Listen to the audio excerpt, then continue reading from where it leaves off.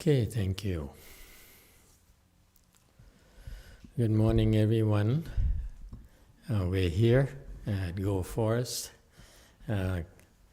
resuming our Saturday chant class for the U.S. I just came back from Korea. Was there for about 4 weeks. I can give you a quick report tomorrow morning when we do our Pure Line Dharma assembly. But I'm very glad to be back, and it's nice to see all of you again. The one thing, I don't know what to talk about, the one thing that stands out in my quick report, where one observation to share with you is that the Koreans are catching up with us. They don't lag that much behind us anymore. It used to be the case where I would go there and have to tone down myself and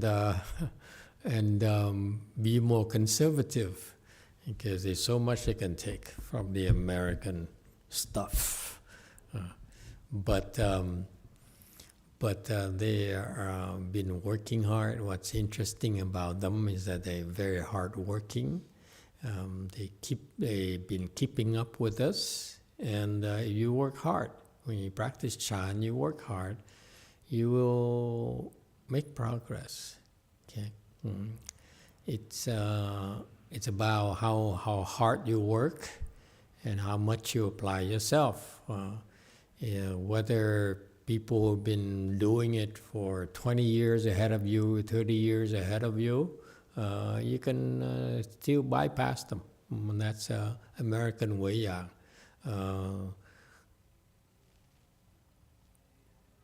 Anyone can make progress because what we teach you is certain teaching, more so than my Chinese master YongHua. He's more on the gradual side of the teaching of Chan, of Wei-Yang Chan.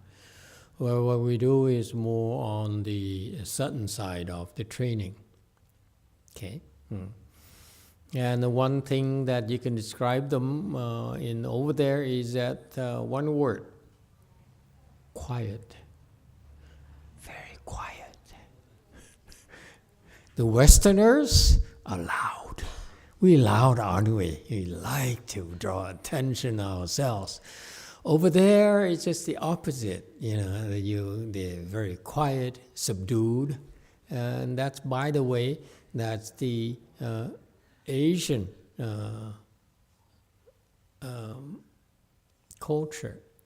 It's based on wisdom. When you have wisdom, naturally you become more quiet and more content, happier inside of yourself. Okay, and I think I come back here, I hear words like recently, quiet luxury. Quiet, but it has to be luxury. So you want to quietly draw attention to yourself. Okay, finally the Westerners are catching on. Because when you're loud, it takes a lot of energy. You waste a lot of energy. Okay, whereas when you have wisdom, you want to conserve it and only use it when necessary to do things that matter, not just draw attention to yourself. And then what? More attention to yourself? And then what? And so here we heard, I remember words like quiet luxury, but if you practice Chan, you understand Chan, you have some results, good results in Chan, then you will begin to appreciate the quietude, the quiet strength, the quiet self-assurance. What else? What are the quiet things? Aloy, you're becoming more quiet recently too. See, so quiet, I can't even think of a word. Yeah?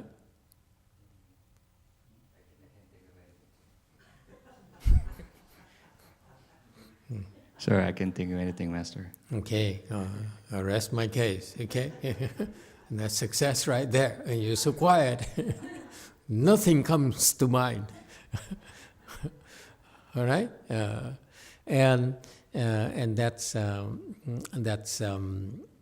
the results of the Chan practice. You discover yourself. The quiet happiness inside of you. Okay, you don't need anything. The happiness, the joy arises inside of you. Oh. All right, and so the Chan practice begins when you discover this thing of state of concentration, that if you're a beginner, you're new to Chan, new to meditation, anyone who practices meditation, whether it's Buddhist meditation, whether it's Chan, Zen, or what is it they have called it out there, mindfulness meditation, or whatever you're practicing, and you're learning from even non-Buddhist stuff, Tibetan stuff, you will eventually enter first dhyana, the dhyanas or samadhis, the state of concentration in the spiritual practices. That's when this quiet joy wells up inside of you. You feel so full, you feel so complete, and more complete within yourself. Okay, and we get to a high degree. That's why we look into this Song of Enlightenment by great Master YongHua, who is the seventh patriarch in the Chinese Chan, and he became enlightened. Saw great Master sixth patriarch, Master Hui Neng, who certified him to be enlightened. He came back and shared with us his experience. So it's the first time in the Chinese literature where an enlightened master talked about the state of enlightenment. Okay? The interesting thing that you should always remember when you talk about enlightenment is that they never claim that they're enlightened. Rarely do they claim they're enlightened at all. Okay? And so for him to talk about enlightenment is something. It's his personal state. I notice in some places he actually exaggerates a little bit boastful, which is not that Chinese. Okay, and the true Chinese, they're not boastful at all, unlike Spanish people. Oh. Thank you very much. Okay, and so, but let's go through this, and please feel free to ask any questions about anything that you're curious about. Okay. All right, we're on slide 113. Continuing, you learn things by bits and pieces. It's not in Buddhist learning. It's never a big dissertation or a big thesis, PhD thesis type of thing. Wisdom is digested by bits and morsels. Right? Yes, DTT has a question. Master, welcome back. Thank you. I saw a picture of you sitting on a wheelchair a few days ago, and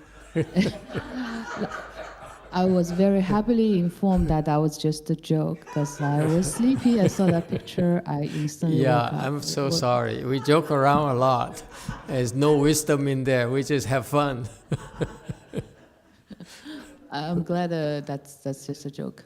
Thank you for your concern. I have a question from last week's teaching from Korea. You were teaching us that when we make an offering, it's better to not just wish for worldly blessings, but also like transcendental blessings. I'm just wondering, is that okay not to ask for any blessings? Just make an offering out of gratitude and willingness to help. I know we talk a lot about blessings and the importance of blessings here. I personally sometimes feel a little uncomfortable when I'm doing things and thinking about blessings. Okay. Is that okay just not to think about it, or is that better to be clear about it? It's so typical of Western educated people. They need to spell out everything. So the Westerners, it's so typical. The Westerners walk into our temple, learning meditation, and say, teach me. I want to succeed. And then we explain to them that we are limited. There's just so much we can do. In Buddhist training and Buddhist cultivation, there's a requisite where you need to have blessings before good things happen to you. Okay? Whereas the Westerners who walk, the Western educated people, and they walk into meditation, and I'm guilty of it. I walked in and said, teach me, here I am, teach me. And they don't understand that the success in spiritual pursuits depends on the amount of blessings you have. So fundamentally in Buddhism, whether you practice Chan, whether you practice Pure Land or Tantras or whatever you do in terms of spiritual practices, you need a foundation. The first foundation is what? Blessings. You need to have blessings. Okay? So that's what we try to stress to you. We limit it. We can teach you certain teaching. We can teach you the best training, share with you the best training techniques of the Wei Yang Chan lineage from China. And it's still, we can speak until we're blue in the face. You can listen to it, 24 hours a day, 7 days a week. But unless you have blessings, it doesn't register at all. We try to tell you things, we try to explain to you things, give you directions, for example. That's why I love about my Chinese masters, Chan instructions. And I try to emulate that. That is, he's the only Chan master I notice, even among the Chinese Chan masters. Never mind about the current Chan teachers nowadays. I don't care where you came, where you learned it from, where you choose to go, whether it's in the East, in the West, Hinayana, mindfulness meditation, or Vipassana, whatever you call it. What is lacking compared to Master YongHua teaching is that his is so full of detailed instruction on what to do. And from a Western educated person like myself, I look Asian, but actually I'm very Western. Okay, that's why the confusion. Who am I?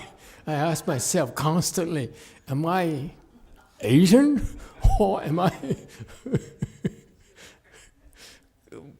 Yeah, but anyway, it's not about me. Okay, so the point here is that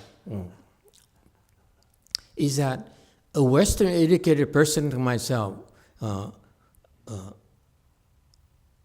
I demand, I expect clear instructions. Okay? And I expect to be able to ask questions. And when I ask questions, I expect answers, clear answers. Okay? And that's what bugs the heck out of me. And after my master died, and his students, when I asked questions, they never could give me a straight answer. Okay, And from a guy who went to schools here, you pay your tuition fees, you pay money to get in and sit down and meditate. I expect answers, okay? And so Master YongHua is the only one I could find that as a teacher, he gave very specific instructions on what to do and how to meditate.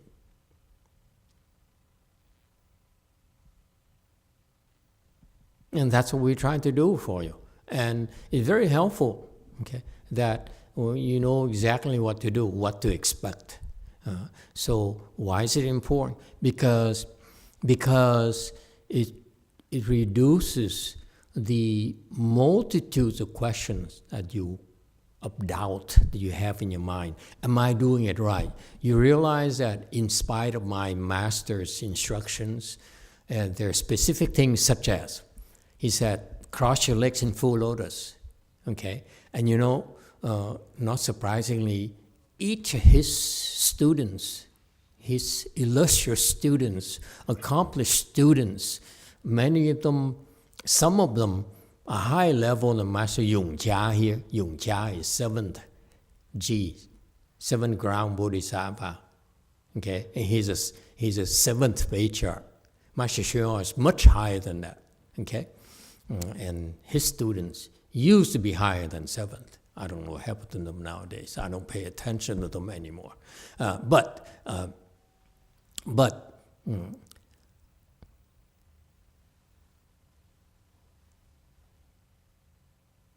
did I want to say? Oh, instruction. Yeah. You need lessons. That too, yeah. Okay, where am I? I need to sit down. Oh, I'm sitting down. So these people, they fail to give you direct instructions. They said, each one of them, when I asked them, for example, how do I sit in full lotus? They gave me different styles of full lotus. So that's why, since my master died, and I said, you're dead, I'm going to leave you alone. Okay, instead of his disciple, they would pray me, oh, please teach me, please tell me what to do. I said, hey, the guy is dead. Come on, have some class.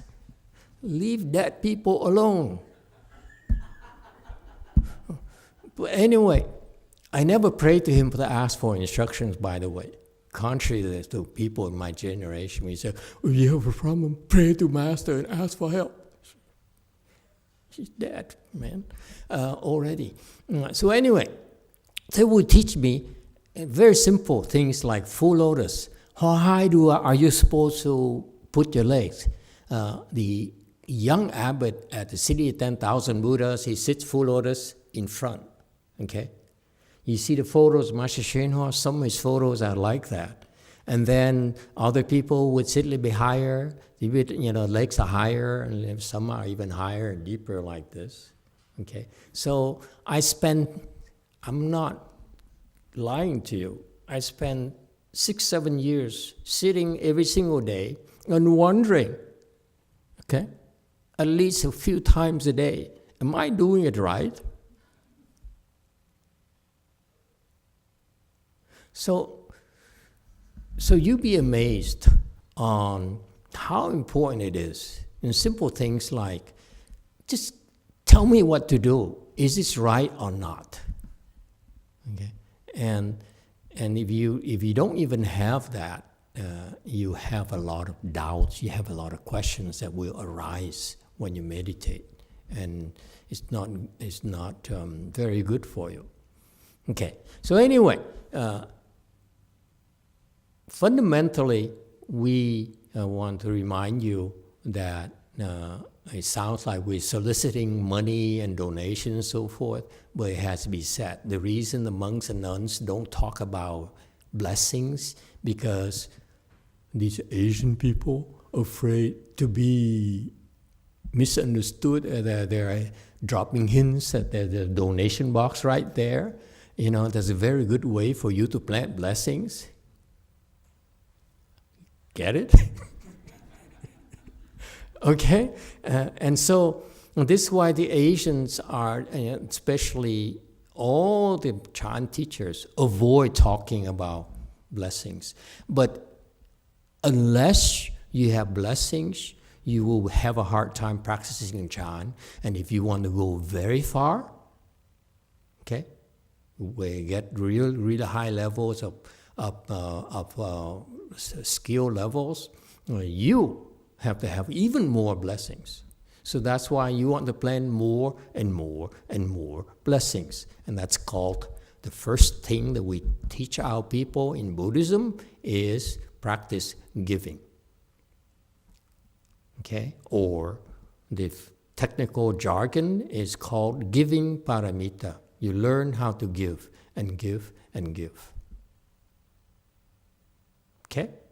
And this lady here who asked about blessings, okay, is now beginning to be taught about giving. That's why, typical of these Western educated people, they ask to go into more and more details.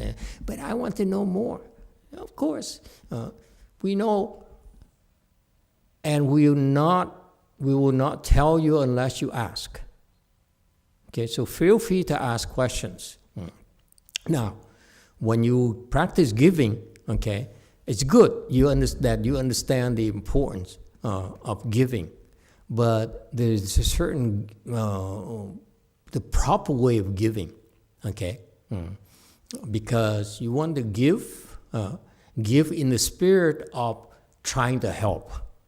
First of all, okay, it's not giving for the sake of just creating blessings for yourself. That's low level. Beginners, you have to tell them, okay, you need blessings, therefore you need to do things to create blessings. But fundamentally, in the Mahayana style, in American Mahayana style of practice, we practice helping others, finding ways to help others. Little help, big help, doesn't matter. If we have a chance to help others, we help others. That's a mindset. Okay, without thinking. You don't say, well, that's too trivial of a help. I'm going to let someone else do it. I only do the big things. Okay, and that's what she's talking about. He says, okay, she still keeps on discriminating. Is this, should I do this? And when I do this, am I greedy or not? No, when you help, okay, you help because there's a chance, there's an opportunity to help. And once you help, you don't even see it as helping. It should be automatic. Okay, you help because there's a chance, and once you're done helping, when you're done with it, you forget it. You don't even know what you did. You get to the point where you don't even know what you did, let alone ask me a question about it. Does it help? Okay, see? That's giving. Okay? It becomes automatic that you don't think about it anymore. Okay? And that's the best way to help. That's the best way to create blessings. You create blessings automatically. Okay? And finally, the concept of blessings there, okay, do not ever think it's enough. Don't ever say, have I done enough? Like your wife might ask you, okay, or your husband. It's never enough. Okay, the more, the higher you get up there, the more you realize it's just not enough. I need more and more and more, okay? And that's why you keep on doing it without thinking about it. And that's why it's called giving paramita. You keep on doing it and doing it endlessly.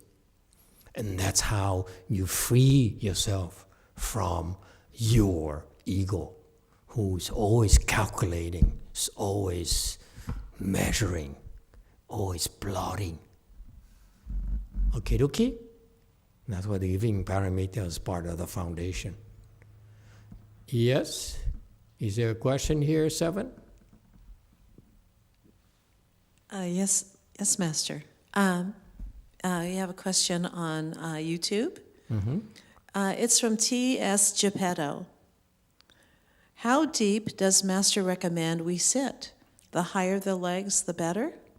Thank you. It depends on which my student teaches you.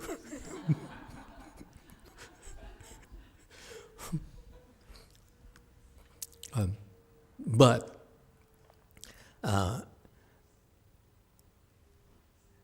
you can, it doesn't matter, okay? It doesn't matter how high or low or middle. You can go like very shallow, you go middle, okay? Or you can go a little bit even higher, like the externalists, okay? The point being that when I first learned it, I followed the Master Shinwa style, the photo on many of his photos. Okay, even the Buddha and the Buddha statues. People said, look at the Buddha statues. That's how you sit in full lotus. But the Buddha statue, the posture is very shallow. When you do that and you sit in that style for about several hours, your ankle is bent a lot, okay?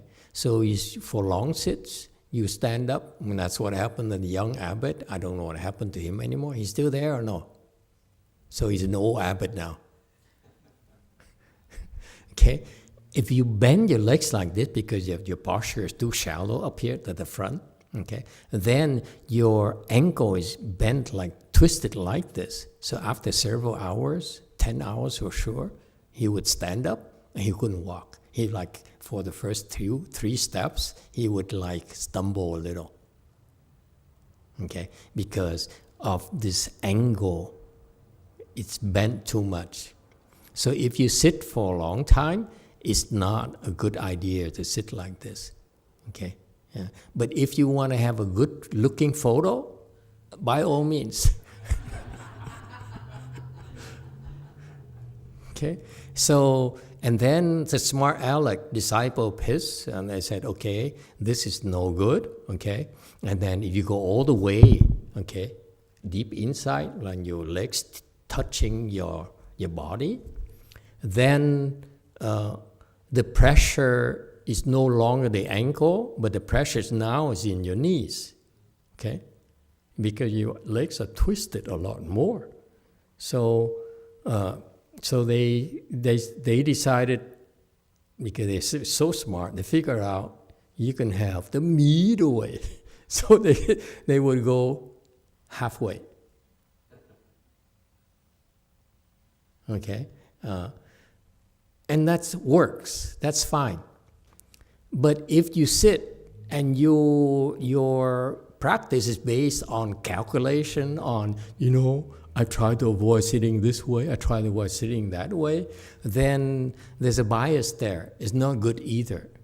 So that's why I prefer that I teach you to sit with your legs all the way in. Okay? It's difficult at first, okay? But it doesn't take long and you get used to it. And this is the best posture for you, I feel. Okay? But anything that in full lotus is pretty good enough already. Yes, 7. Yes. Thank you, Master. Samson Lau has a question. Hi, Master. Welcome back. Typically, when I meditate, I will look at my dantian and recite the Buddha's name. Lately, I've been doubting if I should be doing both or just doing one or the other. What should I be doing? Thank you. Pick one.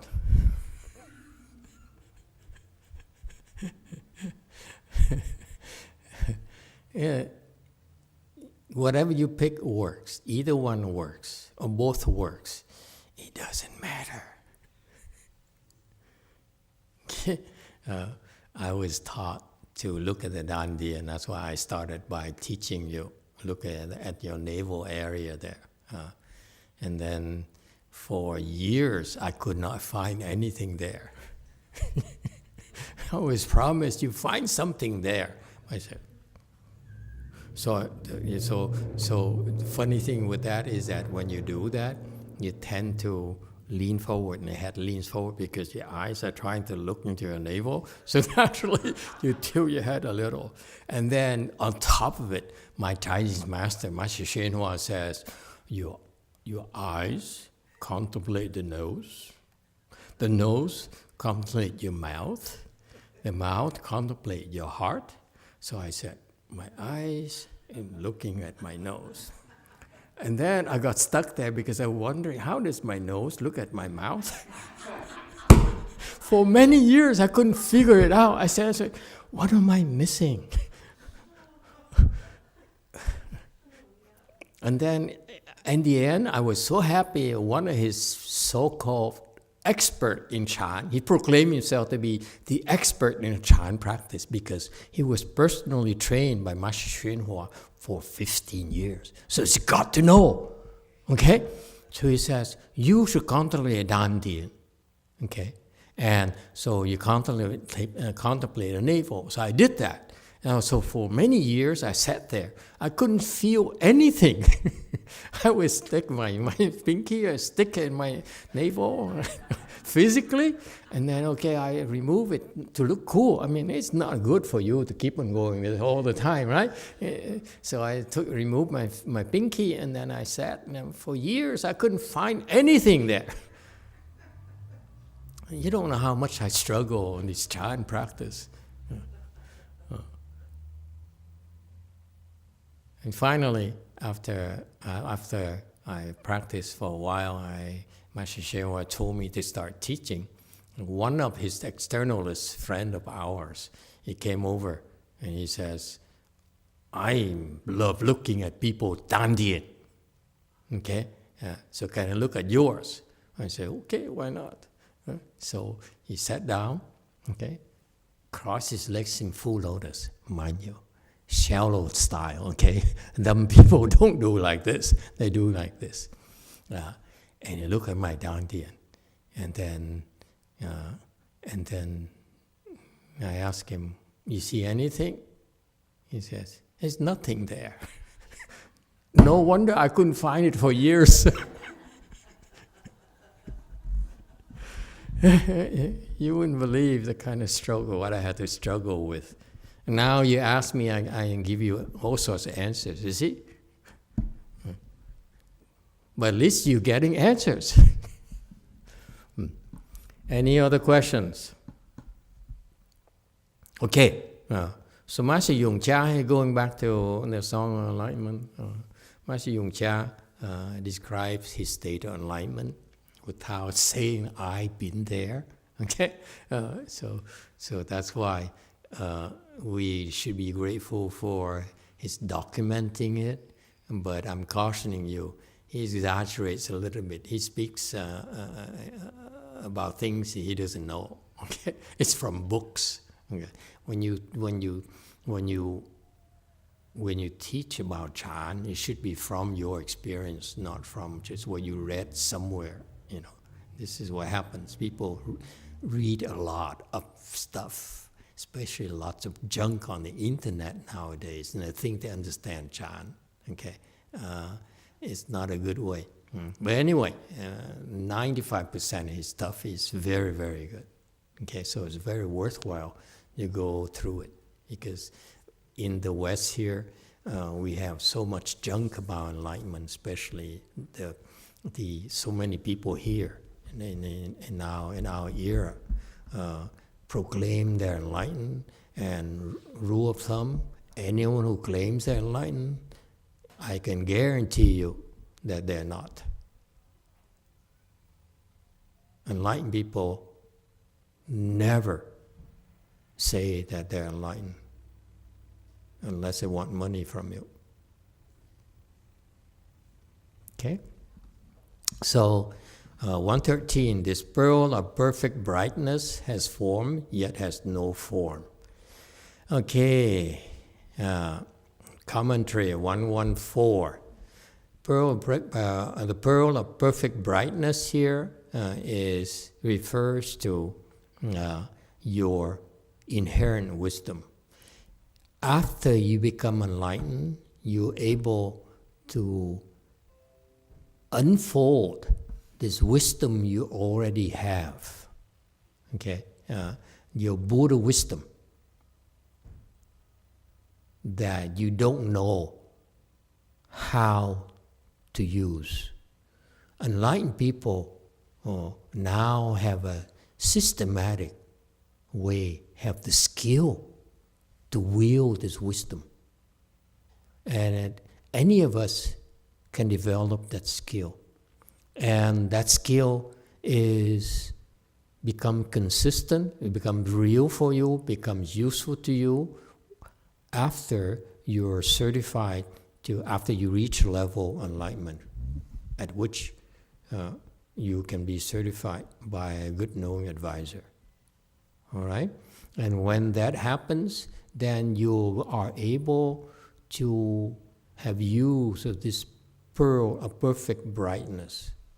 Pearl refers to something precious, a gem, okay?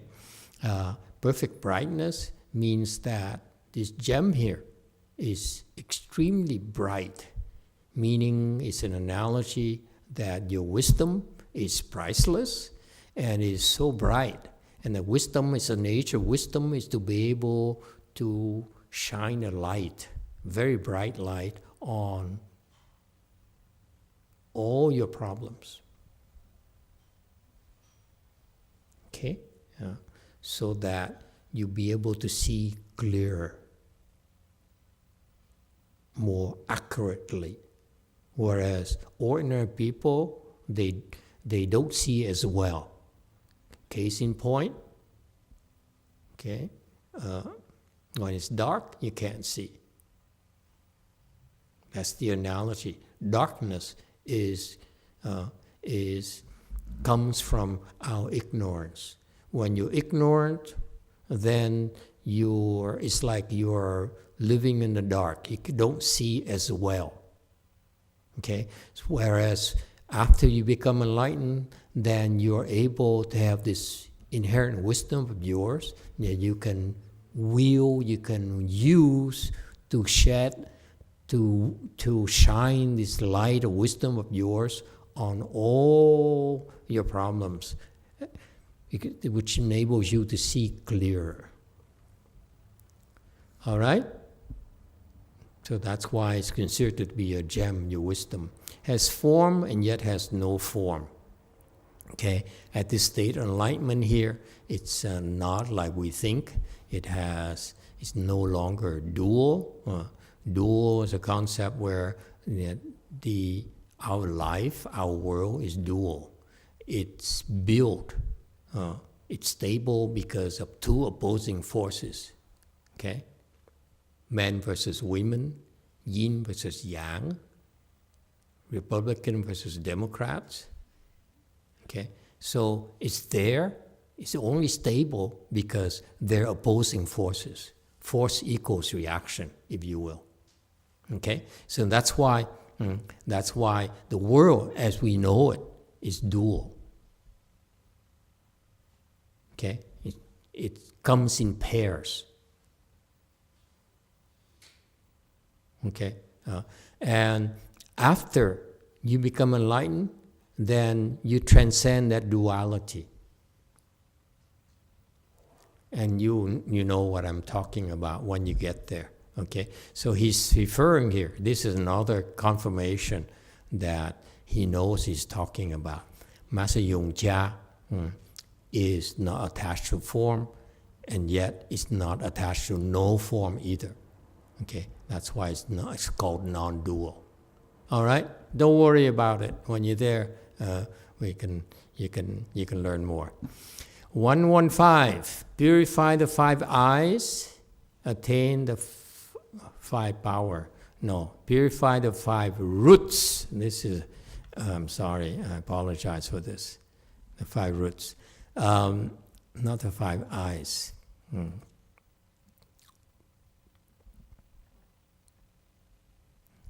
Okay. Purify, how do you see the 5 eyes? Was it hallucination or what? It's just you too. Just 2 of us are kind of have hallucinations. It's no AI thing. Okay. Purify the 5 roots, attain the 5 powers. Okay. Now he's telling us how he got there. In order to become enlightened, you need to purify what he had to do himself in his training process, his journey. It was to purify the 5 roots and attain the 5 powers. Would you like to know what the 5 roots are? You're curious, right? The 5 roots are your eyes, your nose, your ears, your tongue, and your body. Use what you have. Why are they called roots? Roots are necessary for your growth. Without the roots, you cannot grow. Okay? In a worldly sense, your sense organs are the 5 roots because that's how we grow our knowledge. Yes? That's how we learn about the world. And you add one more root, the mind is root number 6. That's the 6 sense organs are the roots that we have. Okay? On the cultivation side, okay, the roots are faith, vigor, mindfulness, samadhi, and wisdom. This is what worldly people don't understand. When you take the spiritual path, you need the 5 roots of faith, vigor, mindfulness, samadhi, and wisdom. Those 5 roots are critical in your spiritual path. If you reach a level of enlightenment which is pretty desirable, okay, it's fantastic, if you will, then you definitely need those 5 roots of faith, okay, of vigor, mindfulness, samadhi, and wisdom. Okay, this is insider information. And once you have those 5 roots, and you perfect these 5 roots, they become your 5 powers. You have the power of faith, you have the power of vigor, you have the power of mindfulness, you have the power of samadhi, and you have the power of wisdom.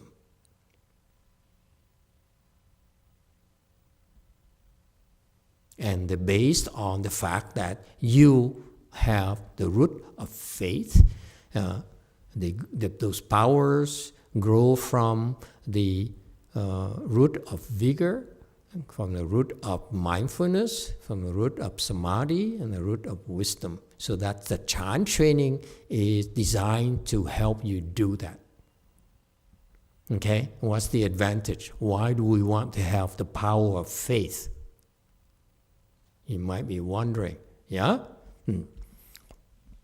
So he said, I believe you, okay?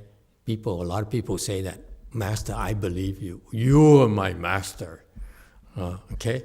And I say, oh, thank you so much. There's a donation box there, okay?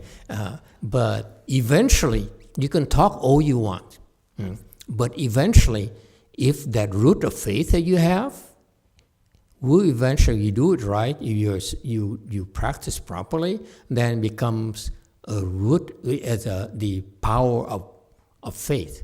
Why is it important? You have the power of faith in a triple jewel, okay? Then it will help you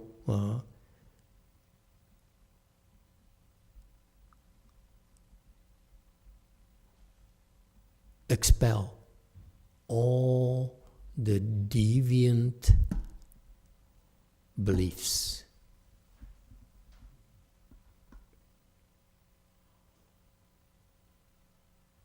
That's why faith is one of the most important root and power that you're supposed to have. Okay? The higher your level of attainment or samadhi, we measure in Chan, it's not talk. Chan is very precise. Your level of practice is measurable by your level's concentration, or we call it samadhi. Okay? And therefore, your level of samadhi depends on your level of faith. Okay? And the one thing is very dangerous in detrimental to your development, your progress, is your belief in deviant things. And amazingly, let me tell you, when I was in my master's system, my Chinese master's system, many of his disciples, although they were Buddhist monks and are disciples of this great Chan master called YongHua, who is a patriarch in the Weiyang Chan lineage. And you know, amazingly, these monks still practice Taoist practices. They still do Taoist practices. Okay? Yeah. And they taught me some of those Taoist practices.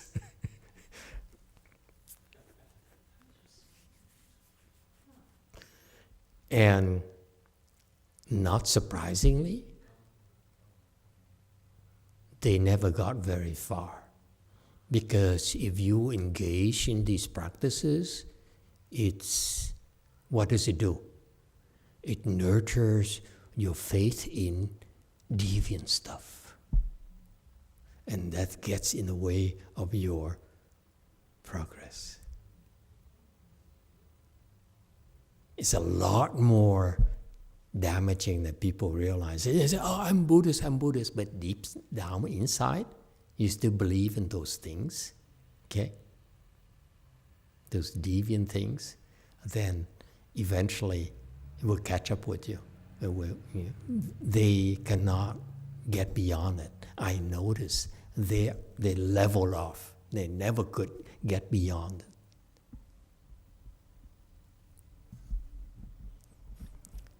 Even my own disciples,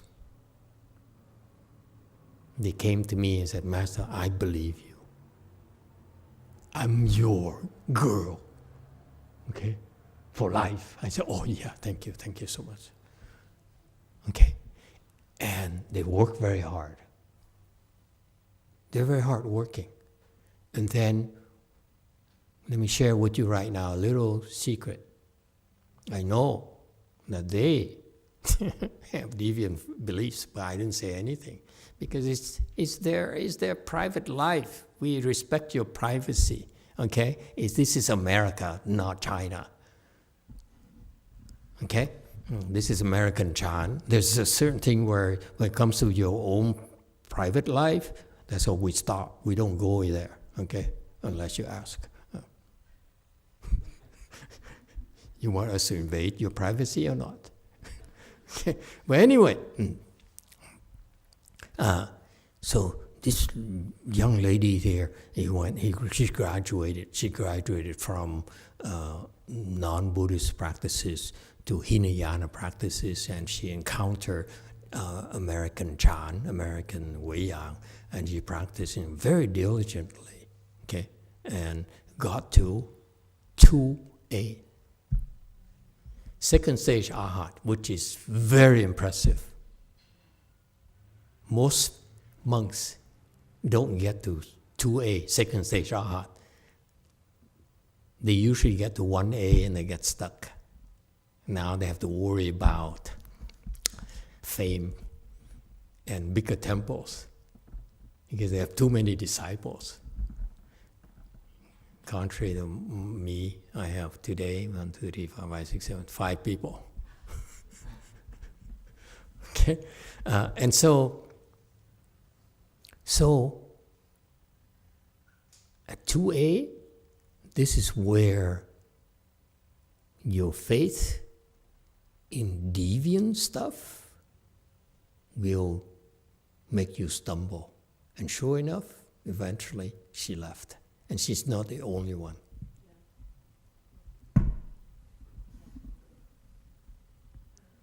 When I first came up here 20 years ago, I brought with me a woman who's Catholic. Huh? And I don't think you remember her. Tall one. Cute one, okay? And she tagged along every single weekend with me, okay? And she quickly improved, okay? From zero samadhi to all the way to 2A, second stage arhat. I look at her and say, okay, you're done. And sure enough, she ran away. Because she has to face her faith. She has to choose, am I Catholic or am I Buddhist? And her loyalty lies with the church.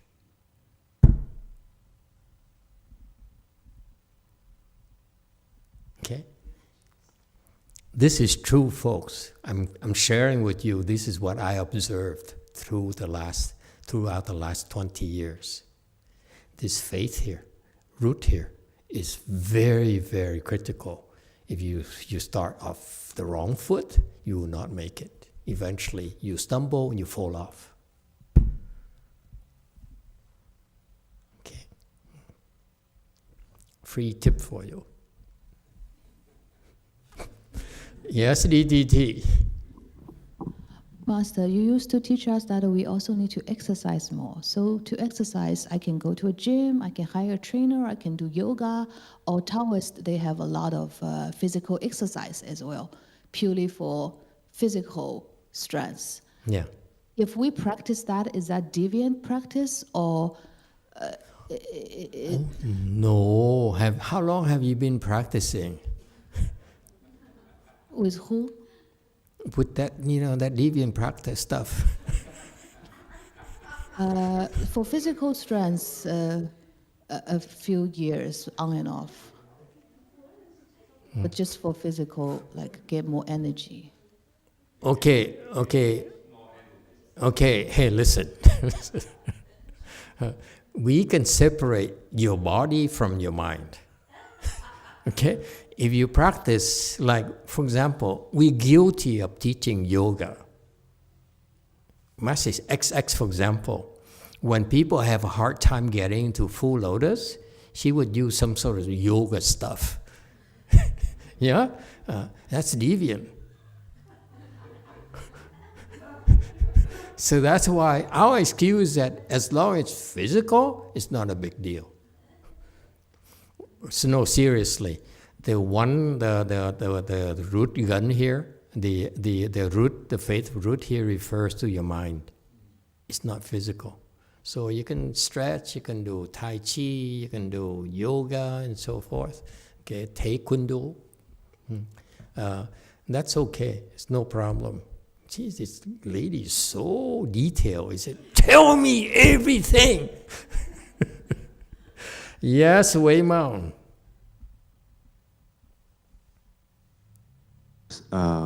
Welcome back. Thank you very much for taking my questions.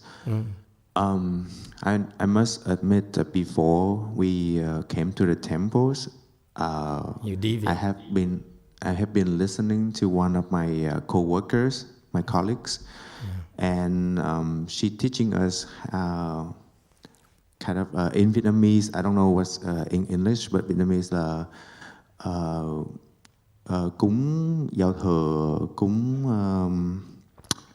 đưa ông táo về trời, and cúng tam tai. So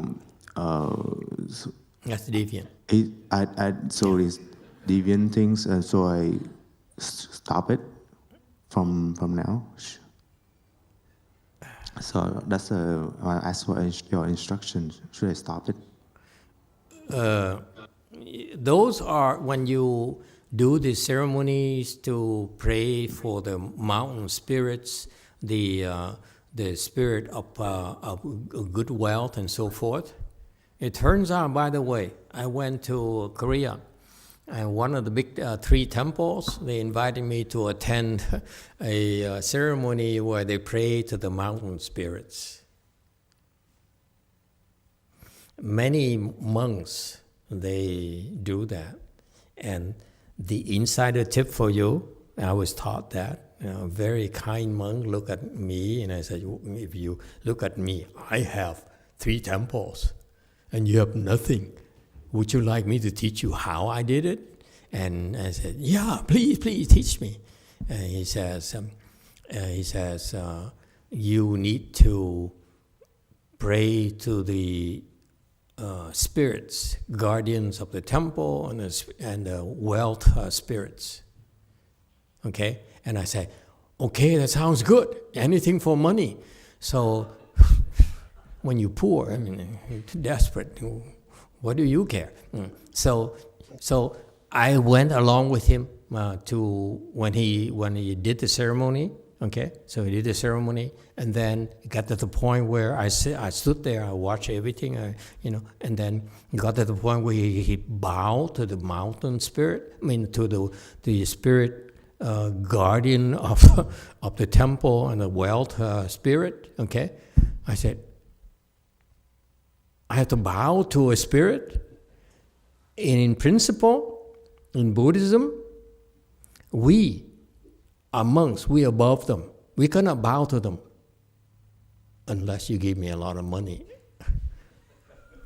Why do we come up with money today? For some reason. It's a lady at DTT, that's why. She keeps asking about money. Oh, blessings, I mean, but somehow I heard it's money. Anyway, don't worry about it. You look less and less deviant, by the way.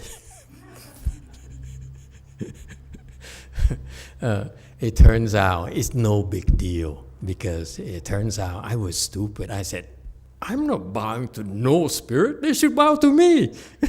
Very vain, very arrogant when you have nothing, How stupid I was. This is where we are today.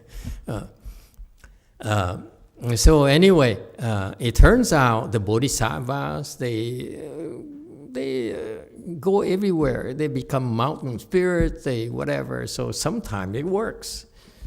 But most of the time it doesn't. That's why it's confusing. Okay, what we're talking about here is that when in your customs, when you pray to those things, it's motivated by greed. Okay, and seeking favors. Okay, that is not good. That's contrary to what we're teaching you here. For you, now you become Buddhist. You should believe in triple jewel. Why is that? Because if you plant blessings with the triple jewel, your blessing is far greater than you were to pray to the mountain spirit. That's why, till today, doesn't matter how poor I am, okay? I don't pray to mountain spirits. I don't care. I don't pray to the wealth spirit in front of the temple. I don't. You stay there and you pray to me. Okay? Because I'm triple jewel. We may be poor, but we're triple jewel.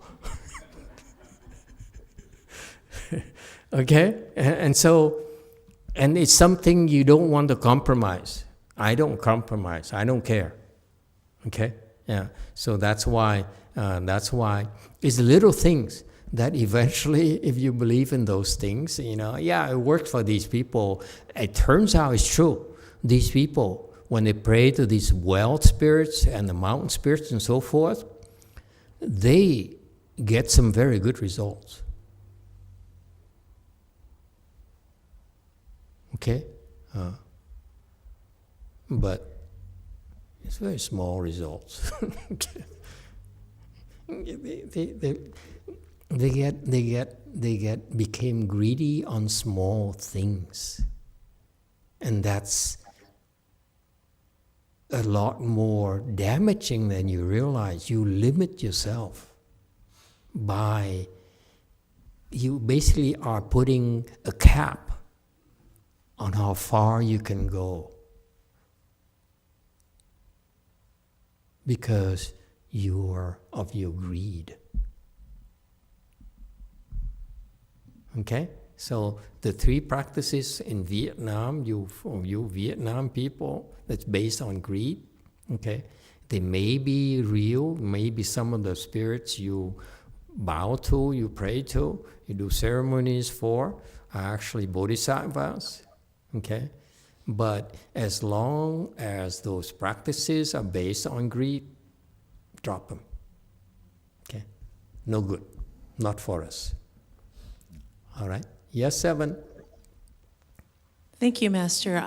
I just wanted to say that was really, really true for myself, I found, about having been raised, a devout Catholic, that at some point I had to make a choice. That what I was learning from you was what I really wanted more than being a Catholic. So even though I go to church with my mom on Sundays when I'm up here, and because that's what she wants to do, and maybe on the outside to other people, they think, oh, what a great daughter, she's here to pray with her mom and all that. They don't know what's going on in my head. So, yeah, thank you for sharing it with us. Let me tell you a funny thing. Recently, I stopped wanting a big temple. I admit to you, up until very recently, it's my secret desire, aspiration to have a big temple. Okay? Until recently, I talked to I met with the Korean Sunims over there. Okay, I realized they're all under so much tremendous money pressure. Can you imagine the electricity bill they have over there for a big building? And then in their system, they hire people to do things around the temple, unlike us. We're poor, so we basically look at everyone and say, we don't pay you. You hear? You come here, you help us out, we ain't going to pay you. Take it or not. And we still find stupid enough people to come and help for free. Okay? For them over there, they're very talented people to help them out, and because they get paid. Monk gets paid to do ceremonies. 2 people, that's thousands of dollars every month. 3 ceremonies a day. Okay? So all the laborers they have there are on salaries, laborers on salaries. Okay? And then you talk electricity, big building, is very, very expensive. I almost fainted when I looked at the bill of a 100,000 square foot building to heat it up in Korea in the winter. Think about it. So after I realized that, I said, no more big buildings for me.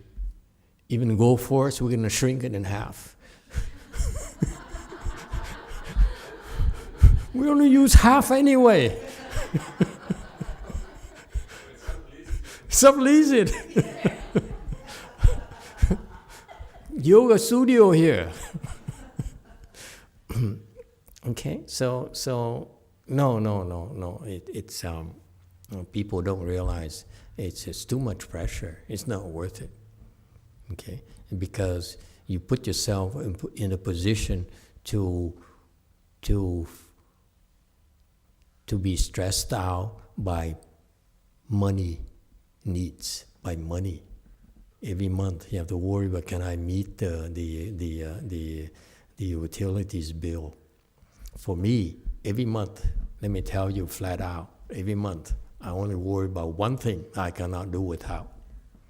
It's paying my Sangha. I mean, not paying. It doesn't sound right. I just told you I don't pay them. No, we pay them stipends. We give them stipends. So every month, without fail, before the first or by the first, I will make sure each and every one of them gets their stipends. That's my commitment to them. So that they can preserve their dignity. They don't have to stick out a hand and ask me, Master, can I have $5 to buy some chewing gum or buy dental floss or buy, whatever, cone of ice cream, whatever, because I had to do that. My Master has a lot more disciples, so they get 0. And of course, the system is that they said, if you need anything, let us know. But every time I look at them, I was about to ask, can I? And they look at me, what do you want? I said, nothing. Forget it. So that's my commitment. And for the last 20 years, I'm proud to tell you, I haven't missed a single month. It's not a whole lot of money, but